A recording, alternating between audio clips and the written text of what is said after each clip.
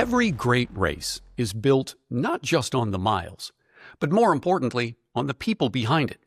The athletes chasing big goals, the organizers bringing their vision to life, and the partners who help create unforgettable experiences. And that's what Inside the Marathon Project is all about. A podcast in collaboration with our partners at FloTrack that shares their stories. I'm your host, Steve Sievert. I am flying solo today. TMP co-founder and CEO Ben Rosario has another commitment today. And we have a conversation in this episode with someone who thrives at the intersection of performance and possibility. Michael Arishita is a professional triathlete and founder of Blanks Sports Nutrition, a company born from his own endurance athlete journey, and also official nutrition and personal bottles sponsor of the second edition of the Marathon Project taking place this December. We're going to talk to Michael today about his path to becoming a professional triathlete, his leap into entrepreneurship, and why he believes fueling the right way is the ultimate game changer for endurance athletes.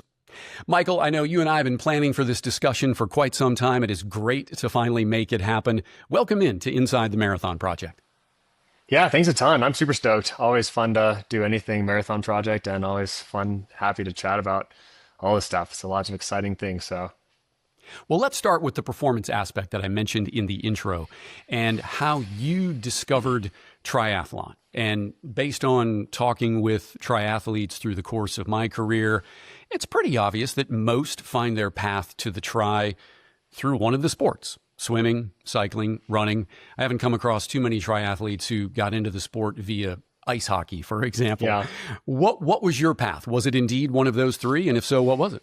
Yeah, no, totally. I'm from San Antonio, Texas. So naturally, I was a San Antonio Spurs fan my whole life. So basketball was always my first love. And then when I was a tiny kid in middle school, high school, it was kind of a natural progression to start running. And then I found I was a lot better running than I was at basketball. So then I kind of started running more so as my focus, and that kind of pivot started. And then going to college, I was never a great runner throughout high school, but loved it nonetheless. Kind of through college, I didn't run in college anywhere. I went to Texas A&M, but started doing triathlon there kind of for fun, and found I was way better at triathlon. I was a kind of a natural swimmer. I learned to swim at age 18, which I think is pretty atypical for most triathletes, especially ones who had to really have to get good at swimming. Was definitely a fun challenge. But yeah, I started doing triathlon kind of my freshman year of college, and then my senior year, I did well and I got a pro card, and then I just was like, you know what, I'm going to put the rest of life on hold for a while and just see where this takes me. And then 8 years later, I'm still racing. It's a little different nowadays, obviously, with Blanks taking more and more of my time, and also just kind of like my passion, my soul into it and stuff. But incredibly grateful for all the times that like I've had in sport. Definitely is what ended up here. So it's kind of always that path of just seeing what works. I think that's the beauty of sport, is finding, what works for you, and how everyone's journey is different. And I really, especially now, like looking back on it all, it's exciting to kind of see like, yeah, wow, it all worked out pretty good. So yeah. And we'll get into Blanks and your connection with the Marathon Project in a minute. But based on your background in San Antonio, quick tangent. Greatest spur ever: Tim Duncan, David Robinson? I'm a Tim Duncan fan for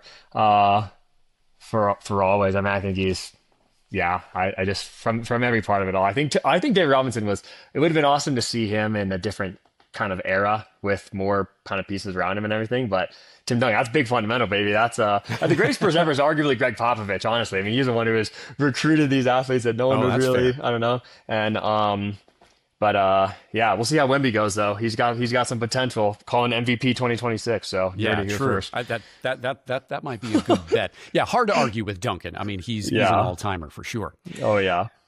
It probably isn't a typical week, given all the demands that you have and your leadership of Blanks, but take us into what would be an ideal, typical week of training for a pro triathlete. Yeah, it's been interesting, especially this year at Blanks. I mean, we're less than 2 years old still. Started in January of 2024, and really kind of a quiet launch, and gradually just kind of grew organically with everything. I still was racing pretty seriously last year. I went to World Champs last year in December, and then kind of wanted to finish up the quad like through 2024, and then after that, my plan was to really kind of take a bigger pivot into blanks more as the priority. And just with how bigger blanks is, how much bigger it is this year compared to last year, it was kind of a necessity. But this year's been interesting. It's been a fun kind of challenge of trying to balance this. Well, how do you still kind of train and race, but it's not quite to the level that you have been at or want to be at. But also, it's such an exciting time now at Blanks. I mean, it's just we're doing so much. We have an incredible team. It's like all my best friends part of this and everything too. So it's it's like it doesn't feel like work. You know, you're doing things, you're building things, and people are stoked about it. And it's just yeah, exactly that. It's hard to. There's only so much time in a day, time in a week. There's only so much. But it goes in waves. I always think about the demand of kind of entrepreneurship. It literally like comes in waves, and there's times where it's a busy time. It's a busy month. You gotta just kind of lock in and do the work, and you're putting in these 10, 14-hour work days, and it's 2 in the morning and you're on the laptop and don't even realize it. And then there's other days where it's like, oh, what should I do today? I'm gonna try to work on that one new bicarb pellet or something. It's like I've now in the point where I have a bit more kind of creative flexibility on some days, and other days you still got to do the kind of things. But I'm trying to do a bit more training. I'm racing Ironman Arizona in like 6 weeks, and through June, July, August, it was a frantic maybe one bike ride a week, and I would go and ride 100 miles as hard as I could, and then not run for 5 days, and then run 20 miles as hard as I could, and then doing a lot of that kind of very crazy training. But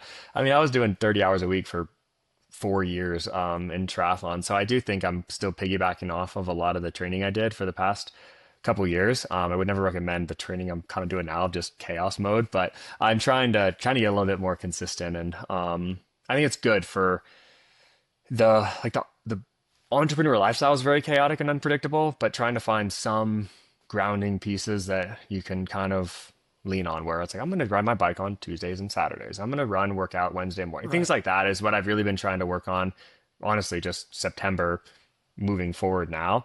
And I think it's good for all parties involved. It's good for my own headspace. It's good for Blanks to have me more consistent. It's good for, and we're in a situation now where we can kind of do that. We have, again, like an incredible team, and we can kind of start delegating more tasks out, and we kind of share the demand as things change, versus when it's a smaller group and things are changing, relatively way faster. You just wear many hats, and now you get to share the hats. So it's it's nice. So still figuring it out, but I like where we're at. I hear you. Sharing and delegating, those can Yeah. be really helpful in terms of getting some more training in. Do you see a point where blanks becomes even more of a full-time commitment and you might no longer try to compete at the pro level? Um, for sure. Yeah, for sure. I mean, I ask myself that all the time. I tore my Achilles in February when I was in the midst of just like this crazy training and whatnot. And I was like, I may never race again. And then, but then I kind of got better, and I did Ironman Texas, and it was kind of a grind. And a lot of these races are kind of a grind now, but it's still, I think it's like, I still enjoy it. I love the training. I mean, I think sometimes like Blanks was built off of hours of solo time trial bike rides and just get the wheels turning upstairs. And I feel like I come back from these long bike rides just on my own, and I come back to the team. I'm like, I was thinking about this. I was thinking about this. I was thinking about you know what I mean? It's like, Yeah. just, I think that time for me, at least, is kind of one of the best things for me. And I'm also stress testing our products like to the limit. I'm trying to see, well, can I do 250 grams of carbs per hour on this 5 hour bike ride if I'm taking in this different hydrogel, or how much bicarb can I take before I have an unpleasant experience? These kind of things. So I do think, I mean, I'm testing these products like 6 months before anyone we're selling anything. You know what I mean? And I'm really just trying to test these things to the limit. And normally I find the problems before anyone else does, and sometimes it's pretty consequential. But it is I think it's important. I think it's, I mean, I'm also like so many of my friends are racing. It's like, I love going to races and seeing everyone. And I still love that side of sport. And I mean, I probably train 10 hours a week nowadays. And I think that's just good health. So I'd say I'm very much full-time Blanks and a little bit of training here and there. But yeah, things change. I mean, things are always changing every month. It seems like it's a new operation, a new lifestyle every quarter, every month, and that's been one of the most wild parts of this whole thing, is just how rapidly I feel like my life has changed, and but in good ways, but I like my life before, I like my life now, and I'm sure I'll like my life in a year from now when things change even more. So And you've got to be nimble, you've got to be flexible in terms of how you approach all that. Well, at least the good news is that's a very inexpensive focus group when you're out there testing the products yourself. So totally, there's some totally. upside to that, right?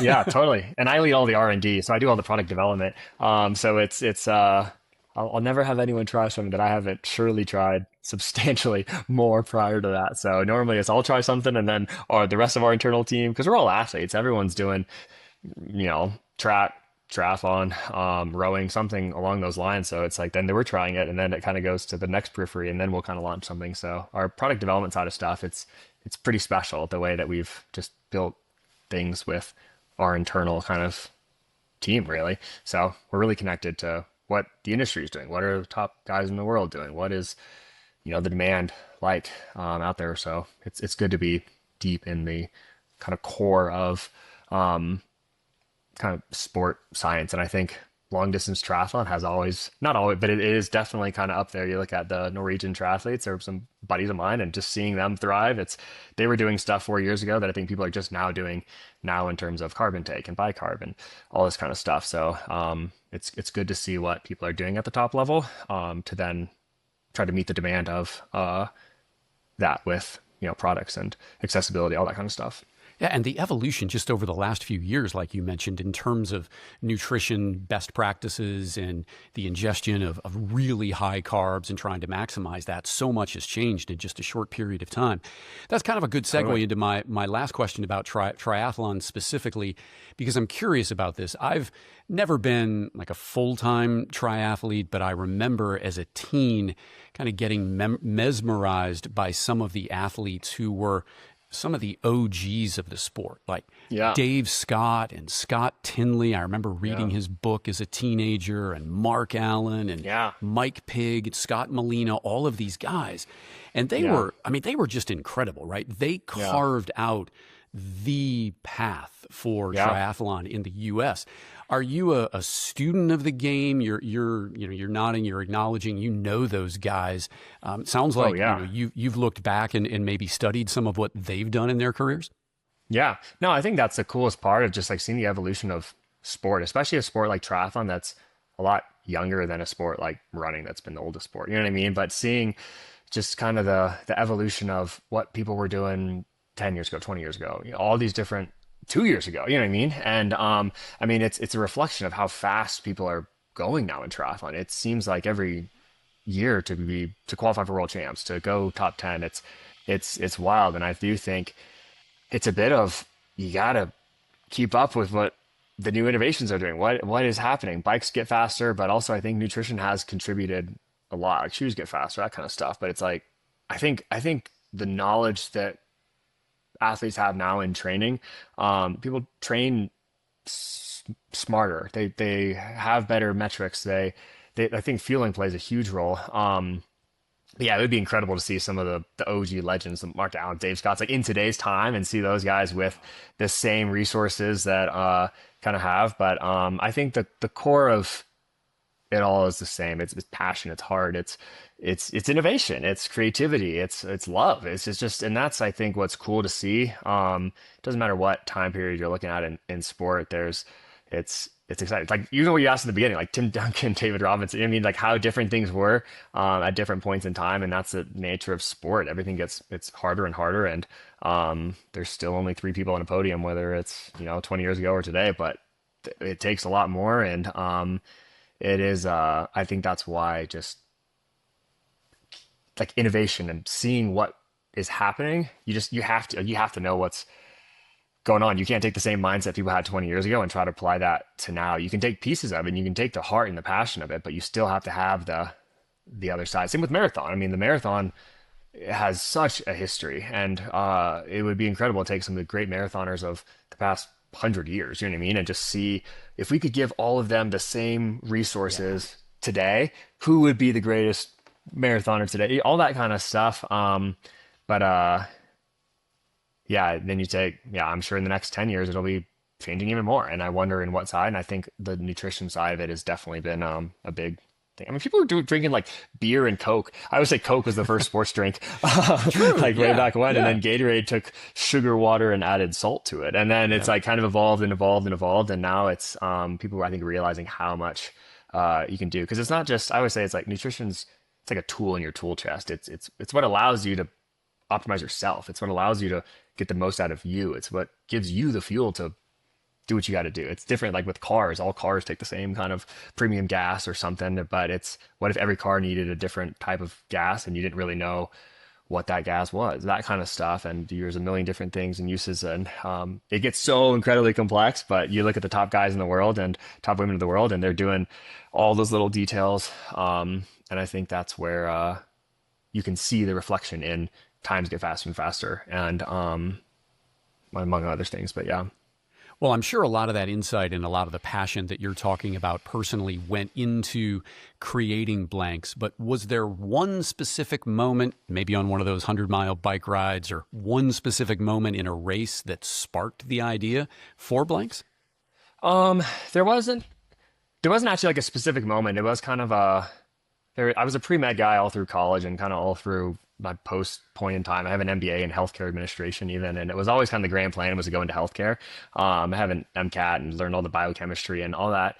And then there was a point when I was like, I want to stay in sport. I want to see kind of where, and you finish an MBA and you want to think about business. You want to think about some kind of ideas and stuff. And actually like the original Catalyst concept came from like how do you eradicate the need for single-use gel waste, and that was kind of the first wheel that started turning probably in the spring of 2023. And it was, well, you have to create a like an alternative, and looked into a bunch of other biodegradable gel wrappers. Or that was like, well, what if it was a powder-based hydrogel? And that was actually the catalyst of all blanks kind of evolved from this, what about a powder-based hydrogel? No one had ever done that before. And then it was kind of like piggybacking off the biochemistry that I had already had. It was like started experimenting with that. And then it was this idea of, well, you can't just build an entire business off of sustainability. You have to build, especially with sports, like with athletes, you want to build something that's high performance. And at the core of it, it has to be a high performance product. And then it has to be affordable. It has to be, ooh, what if it was customizable? And then you kind of get the wheels turning there. It's like, how do you build that out? And then the idea of what if it, like, how do you build that? And then it kind of came down to, well, if we can build this customizable powder-based hydrogel, you build the supply chain, you build all of that, then it kind of was like piece by piece, the momentum started turning. And I spent probably 8 months in 2023 working on the entire back end of blanks before it was really kind of blanks. And even before that, I was making my own sports drink. I was sponsored by one of the big companies prior to that. And then when I was no longer, I was like, well, I'm going to start just making my own stuff. And it kind of started pretty rudimentary, as I think a lot of people did. And then kind of evolved. But I mean, there were times where I raced World Cups on root beer, the soda, like flattened root beer with salt. And I was measuring out my salt and figuring out my carbs off of that. I had a Super Sapiens patch. I was measuring blood glucose off of root beer soda versus maltodextrin hybrid, all these different things. And as that's kind of when, like, as many people know, we have a root beer flavored blanks flavor. And that kind of came from like the nostalgia for me personally of, man, I used to race with root beer. This is special to kind of bring that back into the industry. But yeah, I do think it was almost this, you figure out a problem and you want to fix it, and then it kind of evolved to, whoa, there's a lot of problems we could fix. What if we could make sports nutrition more affordable? What if we could make sports nutrition like unique to individuals? I was coaching triathletes and everyone's asking about their training plans, and it's like, we got to figure out what works for you. The same way a training plan needs to be specific to you and not just your buddies, your nutrition plan needs to be what works for you. And then building the resources to like actually be able to create that. There's was kind of really, I think, when I realized like, oh, there's a need for this. And pretty much like bet everything on blanks. I had a camper van that I built out, and I sold that thing to kind of fund a lot of this. And now it's obviously way more complex now and way more dynamic with everything. But it's always special. Every time when I can see the gel means, I think, the most to me. And we just launched the gel in February of this year. So really like had the catalyst idea, and then ended up going about 15 months of the business operating without even the gel that was the catalyst idea. But it was always the grand plan to kind of come back around to it. And then, so in my head, it really feels like kind of blanks almost started in February of this year. That also is kind of when things I think really took off, was with the launch of that. So it's always kind of still surreal to see that exist. And I'll go on bike rides and I'll see like gels on the trails. I'm like, that's what I'm talking about. We're Yeah. fixing it though. So it is cool. But I mean, there's tons of different pieces of blanks that some people really resonate with and really love different parts of it all. And that's kind of was always the goal was whatever you want your sports nutrition to be like, we want to be able to create that. And that question and that goal certainly evolves to some ridiculous levels of complexities and problems that we've tried to answer and products that people want. And then we hear enough people wanting something and then say, all right, well, how do we create this? How do we make this an option? And as you've seen, we've just tried to do that, try to just meet all these kind of different demands while still keeping your core pieces the same. And it's exciting. It's incredibly exciting. It's a special thing to see and believe in our missions and what we're doing. And people feel that too, and people see that too, and people, yeah, resonating with it too. So it's been crazy to see how far our soul changed. Yeah. Yeah. So creating it is one thing. Scaling it is another matter entirely. And Yeah. you mentioned earlier, you've surrounded yourself rather, with people who are like-minded. They have a passion for this. How did you go about assembling a team? Because you knew that's what it was going to take to get this at scale and to make it successful. Yeah, no, it's exactly that. I mean, I credit so much of everything to the incredible team we got. We got like 10 people here now.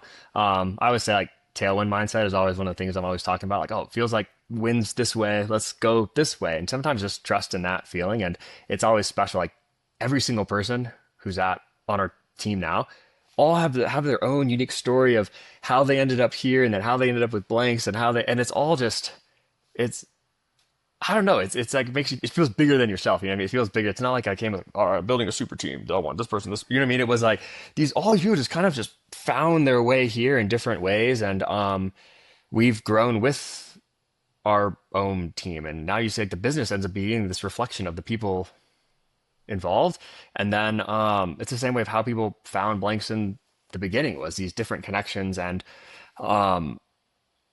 yeah, I think like last year we didn't do any marketing. It was all word of mouth, and it was almost like this little grassroots thing no one really knew about. But if you knew about it, you knew it, you know. And that's been the coolest thing is just seeing this just spread, and it's all spread from good missions and good people, and then it's like evolves, and it's like, well, if you know so and so, you're probably a pretty good person. So yeah, whatever you need, like we're happy to, that kind of stuff. So it's been cool. Even like connecting with Ben was from our director of ops, Harvey was knew Ben, and then we connected from that way. And it's like all these different connections we've had have just been from you surround yourself with good people, and then anyone who they surround themselves with is probably also a pretty good person. So you start to just evolve this spiderweb network of awesome people, and it's not a surprise to then see the effects of that. So yeah.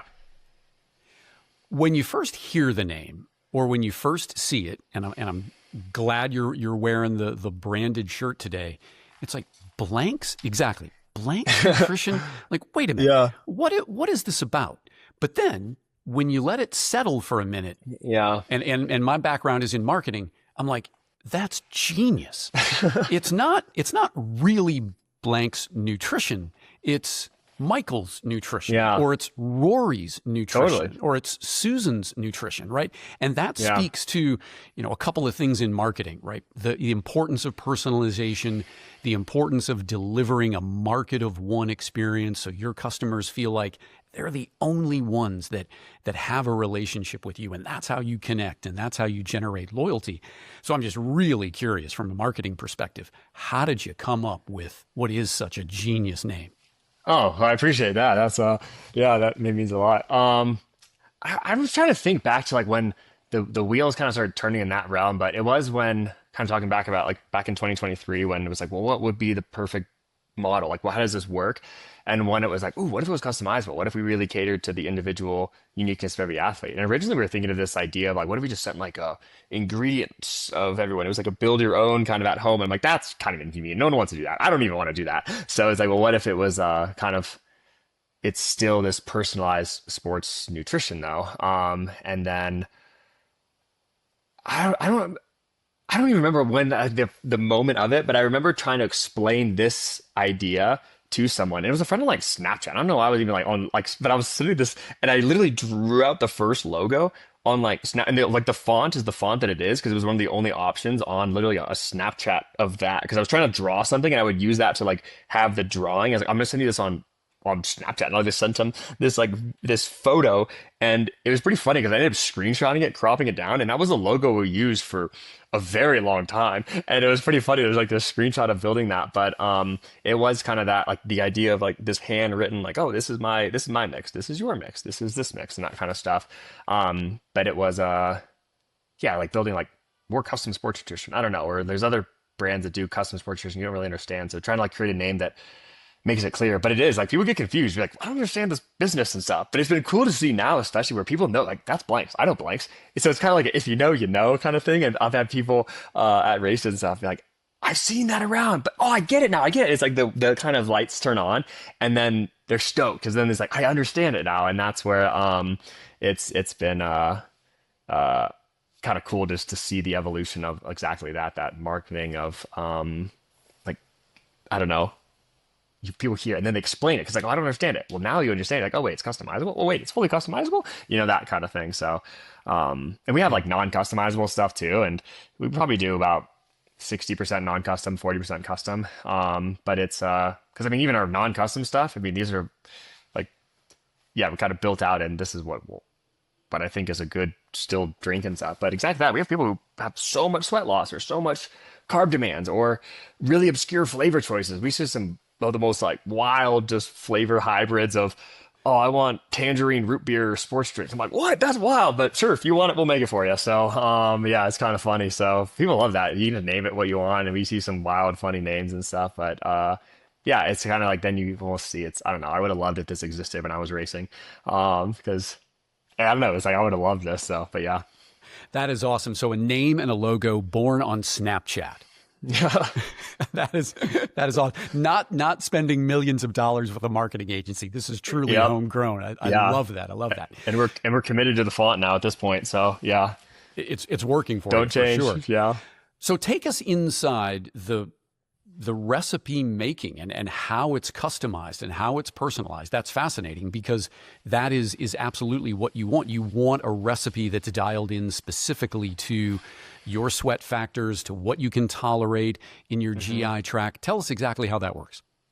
Yeah. So again, we have some non-custom mixes, and then we have the custom mixes as well. So when you go onto the custom portal on our website, there's, you can do custom drink, custom gels, custom protein powder, and now we have custom bicarb mix as well. And you can kind of you can choose basically how much carbs you want per serving. If a serving is a bottle, if you want 50 grams of carbs in a bottle or 150 grams of carbs in a bottle, you can choose how much, and then everything kind of scales. Because if you were to put 150 grams of Gatorade in a bottle, it would be so incredibly overwhelming flavor blasting that it's not really, you can't really do that kind of in the same way. So there's a couple different just ratios of the same fundamentals that, yeah, so basically carbs, sodium are kind of the big differences between athletes. Personally, I'm a very high volume sweater, but really low sodium. So I can kind of get by with having really high carb intake and low sodium, so long as I also have a lot of water with me. Other athletes have really, really salty sweat,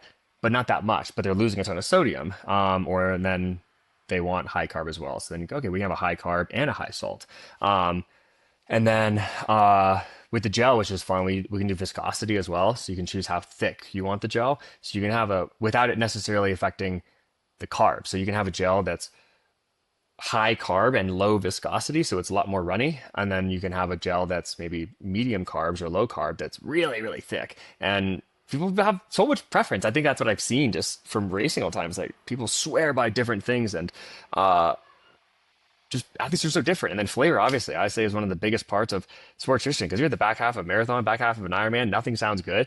Ooh, but I love my blue raspberry, so I'm going to take some blue raspberry down. And even if I'm full and I don't want to take anything in, but I think flavor is such a slept on just part of sports nutrition, especially high performance, because if you don't want to consume something, you're not going to. But if you enjoy it, and then you will want to have it. And I think that's one of the things we've definitely worked really hard on, and I've spent like a lot of money on, and tried so many, like every possible flavor producer in the world. I feel like we pretty much have sampled at this point, and we found the ones we like and tinkered around and all this kind of stuff. But the I think flavoring really matters. Having something that you like, it might not be what I like, and that's totally fine. And it might you want to mix it up and stuff. So you can even mix your flavors on our website, and people do cherry limeade or wild stuff. And then obviously you can do caffeine. Um, you can have preservatives, not have preservatives, and then we have an option to even miss the scooper if you already have a scooper. You want to save some plastic, so kind of maintaining the sustainability side of, I don't need a scooper in every bag of product I have because I already have one. I don't need to have one every time I buy another kilo. So we've been continuing to evolve and add, and like our protein, you can have creatine if you want. You can have all these different things. So I'm sure in another year it'll be another nightmare of Something else will complexity. come So up, right? yeah, yeah, yeah. So And yeah. you can name these custom mixes anything you want, right? As further personalization. Totally, yeah. And then your name would be printed on the bag. So that's obviously the idea. Would be like, oh, Michael Sports Nutrition. I'm going to call this my Ironman Arizona bike mix #1. Or we get some really funny names, some wild names that we question if we should even print this on the bag. But we get all kinds of names. But I think people have fun with that for sure. So yeah, Okay, it's a PG show for sure, but yeah. can you share us the wildest name that you've come across so far? What would be some wild names? We had one is his last name was Yi, and he named it the Yeaster Bunny. And I'm like, oh, that sounds so. We always talk about like Yeaster Bunny, and we're like, how do not want to drink the Yeaster Bunny mix? That sounds so cursed. But yeah, we've had a bunch of wild ones. We always thought one was like creative and stuff, but it's like this never could have existed before. So Oh, I love that. That the yeah, creativity there. That's awesome. That is exactly. awesome. Yeah, that was probably one of our favorites. What are your plans going forward? Because when I mentioned earlier when we were talking about the name, I specifically chose the name Rory's Sports Nutrition for a reason. Obviously, you're sponsoring Canadian marathoner Rory Linkletter. Is that an avenue that you want to continue to explore and expand to try to connect with more pros going forward, be it in running or triathlon or other endurance sports? Yeah, it's kind of I don't really know. We're kind of like figuring out a bit as we go. I'm sure we'll have expand our kind of internal team. I mean, Rory's been a friend of mine for years, long before Blanks. It's actually pretty funny. Even again, before Blanks was Blanks, back in 2023, before I was making Rory Ziploc baggy gallon bags of sports nutrition that I was just mixing up on my own. And then because I think triathlon tends to like precede marathon sometimes in what people are doing in the nutrition side of stuff. Obviously, there's some marathoners who are way more dialed in than other triathletes, but I definitely was on the line of really trying to figure out everything in sports nutrition side. So back in like 2023, I was talking with Rory just about sports nutrition and carb intake and all these different things. Again, before Blanks was Blanks, and he was really always interested to hear that stuff. And then I would just make him, yeah, literally these Ziploc, these gallon Ziploc bags of sports nutrition, and I just give them to him and everything. So naturally, once we kind of got to a point, it's he was like one of the first guys we wanted to kind of really be working with, and it's been really cool to see Roy just thrive in these past 2 years. Another friend, Tyler Maslachuk, who's a Canadian triathlon Olympian, who's been one of my best friends the past 4 years, also training partner for the past 4 years. He again also another one of those guys who's having Blanks before it was Blanks. It was in the kitchen and I was mixing up these things like, try this bottle for the ride today, and he'd be like, okay, and like, oh, that was awesome, or oh my god, I don't want any more of that or that. I was like, okay, we're learning.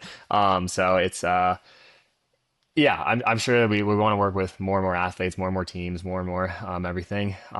Just we want to do it all. I don't know, or just as we continue to grow, but I think that's the big thing, is doing everything in the right time, being patient enough is always one of the virtues I try to work on. I want us to just do a lot, but it's a patience game. It's a sustainable, you know, progress. Again, we're less than 2 years old, and I don't think people realize that. And yeah, we just keep doing what we're doing. I would love to just work with more and more athletes. We have a couple other athletes we're working with as well, and hoping to continue to just expand that kind of roster. We have some athletes we work with formally and unofficially kind of thing. So I think that always means a lot, where there's a lot of these athletes we work with, these world-class athletes who are buying Blanks, and we see like, hey, let's talk more. Let me help you out at least on this side of stuff. But it's definitely means a lot. And you take that, means something. You really want to do right by all these athletes. So yeah.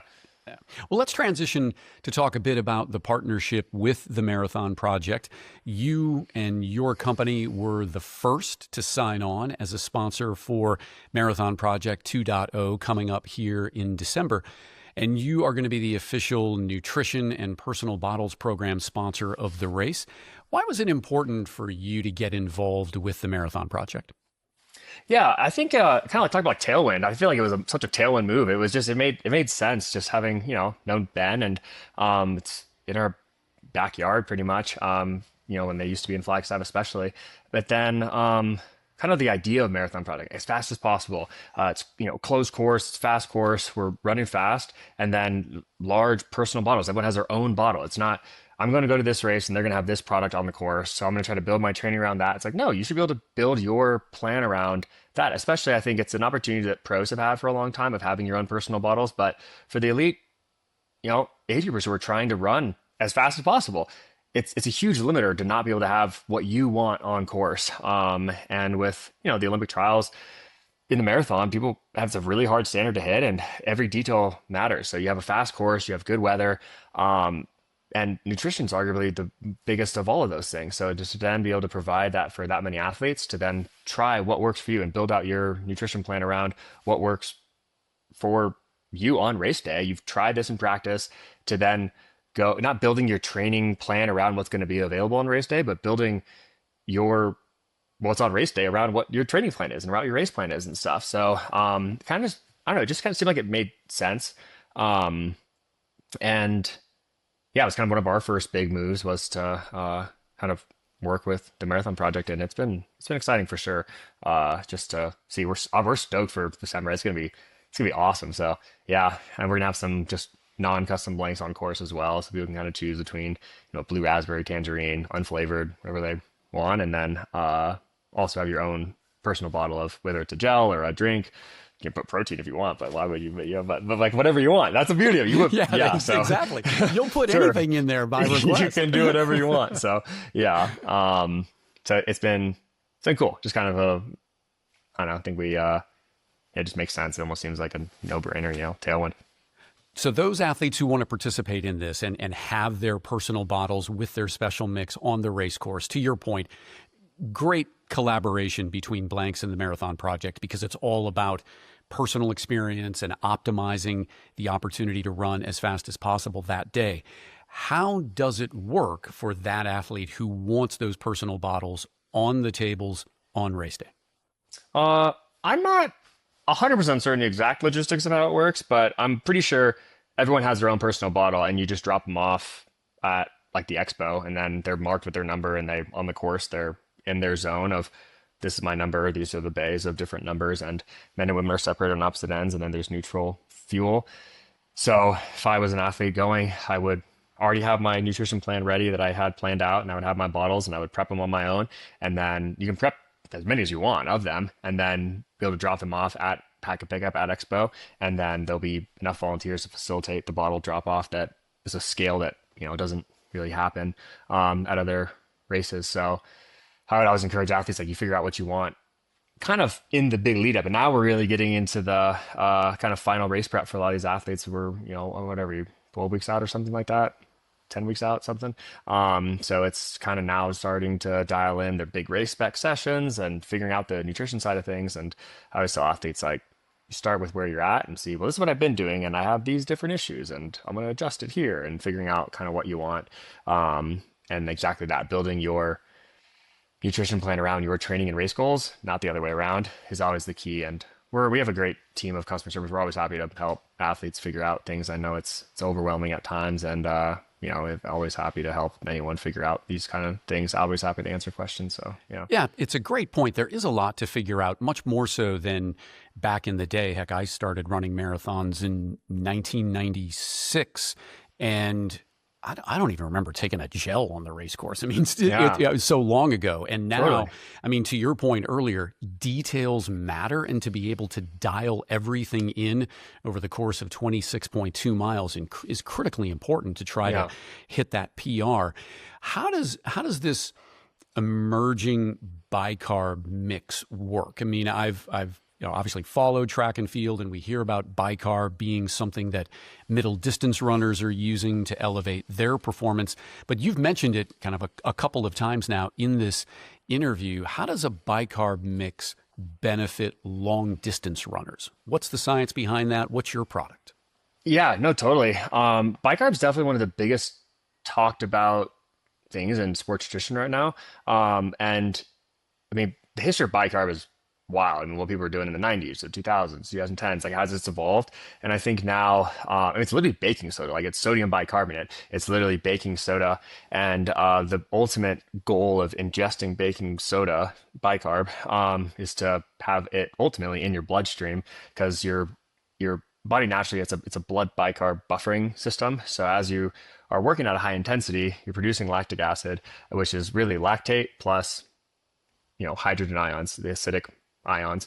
And you are able to, if you can increase your blood bicarb, then you can basically buffer the acidity in your blood, which is normally that's actually the limiter more so than the high lactate. Lactate actually can be used as fuel. Lactate can convert to pyruvate. Pyruvate is what ultimately goes into the Krebs cycle, and you're using that for aerobic respiration. So having high lactate is actually a good thing, especially in short distance, but even in longer distances. The Norwegian triathletes just went 1, 2, 3, and the Ironman world champs, and everyone's, oh, that was insane. And they were some of the early promoters of bicarb in long distance events. If you think about, it's not like sometimes for like an 800 meter or 1500 meter, more often than not, the ultimate limiter in that final 200 meters or final lap, or if your pacing is off, it's that everyone knows the feeling that just your legs are just burning. It's not actually the lactate. It really is it's the acidity. You're really like burning your whole body. I mean, and your body is so sensitive to pH.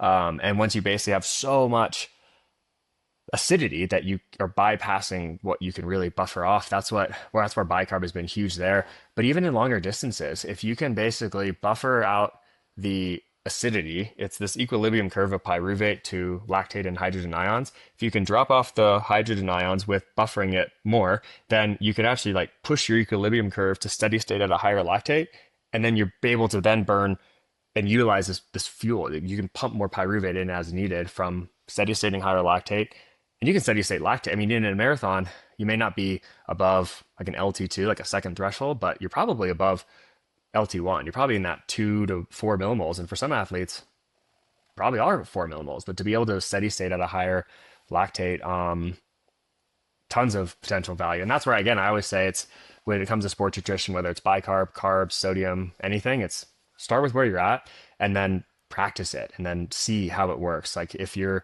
used to doing one gel for a long run, try 2 gels. You try 2 gels and some electrolytes and just really start there. I know it can be super overwhelming when it starts talking about these really complex sports nutrition concepts and how many different details you can dial in. But I would say it's everyone, we're in it for the long game. All runners, we're endurance athletes, it's a lifestyle sport. We're in this thing. But just start chipping away at things. If you're doing a long run and every time you do a long run, you take 1 or 2 gels. Hey, try to learn, try to evolve in that realm too. The same way you're training to get a little bit better each day. Try to get a little bit more, conditioned in what your nutrition plan is. Try 3 gels, try 4 gels, try 12 gels. You know what I mean? But trying to just start to learn more, find that upper limit of what is too many gels or how much water is too much before I start having, sloshing around, or start timing with the timing, start different breakfasts, all these kind of things where it's what practice is for. So then by the time you get to the race day, I'm going to take 6 gels for the marathon. I'm going to take 2 liters of fluid. I'm going to take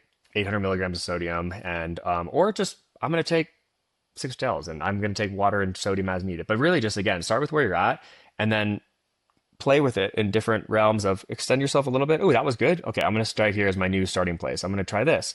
With bicarb, it's definitely you want to practice that for sure. You want to, because there's a lot of sodium in there and there's horror stories of bicarb for sure. But I think it's the potential value there for some athletes are huge responders. Some athletes don't respond at all. So again, your nutrition, like figure out what works for you, practice what works for you. And then so. I know it's tough to boil it down to one, but if you had to give runners in the Marathon Project one piece of advice to optimize hydration, nutrition, so that they can run as fast as possible on December 20th or 21st, what would that be? I think what I just said, honestly, I would say it's start now figuring out, start prioritizing evolving that plan. And just it's a mindset thing more than anything. It's not a, oh, the answer is more carbs. You know what I mean? The answer is more, you know what I mean? Or the answer is this. It's shifting your mindset to really think about sports nutrition as not just another piece, but it's like a core piece of it, really. I mean, everyone has a sports nutrition plan for their race. Sometimes it's just really like underdeveloped. They just need to improve it. So I'd say like shift the mindset to start with where you're at and then start playing around with things. You got whatever, how many weeks we have, 10 weeks or something. You have 10 long run data points and a couple midweek workouts, but start playing around with these things because it's such a huge part. I mean, it's beyond just like running faster. We're talking about injury prevention. We're talking about just being able to stack up training volume. We're being able to talk about just hormone balance. Like there's so many things that are all stemmed from the fueling side of stuff. But it's always ask yourself, why am I doing what I'm doing? And if it's because this is what I've always done, that's not a good answer. And it's being able to defend why you have a certain nutrition plan the way that it is. And you ask, like, if you ask Rory, what's your nutrition plan? He's going to give you so much detail of every bit, like 48 hours leading into it. And he's going to have it all. He's going to know what flavor, he's going to know what so many, he's going to know how much fluid, he's going to know every single detail. And that has evolved over 2 years, really, when he really started kind of dialing it in. And you can see it. He's just been going off, and it's been the coolest thing to see. It's a patience game. It's a long game. You're not going to have a perfect nutrition plan in 10 weeks for the marathon project. No one possibly could. But I guarantee you can have a nutrition plan that's better, and you can reduce the risk of having a bad day, an injury leading into it, any of these little details. But it's starting with where you're at and then just taking some comfortable steps on improving it in what direction and finding out what works for you. Because if I ask someone what your fueling plan is and they say this, and I ask why, and it's because that's what someone else does, again, you're limiting yourself ultimately. And that's what we want to see, is everyone just to have the best experience for their own individual self. And people love sport. It means a lot. And to be able to provide like the resources to make that what you want it to be, it's like huge. And I think that's where, shift the mindset to make it a priority, but not an overwhelming priority. Don't get overwhelmed by sports nutrition. Just think it's fun. It can be as fun as you want it to be, but start with where you're at and then just start tinkering a bit, start evolving it. So really helpful advice, because I think you're right, especially for folks who are just getting into marathoning. Nutrition and hydration are underappreciated aspects of an overall training program. They're so focused on getting in the long run every week and making sure that they're getting enough sleep. Obviously, those are critically important. But to your point, you have to prioritize nutrition and hydration as well, because it can absolutely make or break your race on race day, no doubt. Yeah, totally. Well, Michael, thanks so much for the time. It's been a fascinating discussion. Really do appreciate connecting. Looking forward to seeing you in Chandler and what you have planned for runners and spectators there for the activation. Wish you the best of luck with the sponsorship with the Marathon Project. And I know you're going to still compete. So good luck to you out there competing on the triathlon scene. Yeah, this was a fun chat. I always love these. So I really enjoyed this. So thank you for having me on. And hope everyone listening enjoyed as well. And always happy to connect more and love this stuff. So always happy to be involved. It is one race, one project, one pursuit. It's the Marathon Project. And we'll talk to you again next week on another episode of Inside TMB.